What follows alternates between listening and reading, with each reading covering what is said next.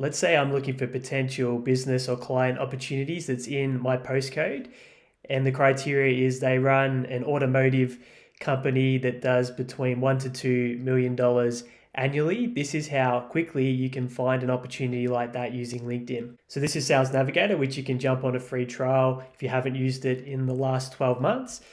If I go to account filters and I plug in my postal code, I add in my industry, I add in my revenue, 1 to 2 million annually.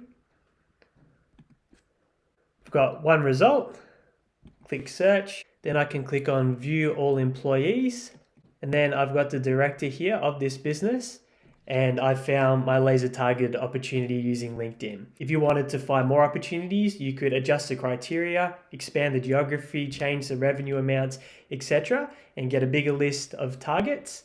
If you found this tutorial helpful, make sure you subscribe to catch more tips and tricks to grow your business using LinkedIn.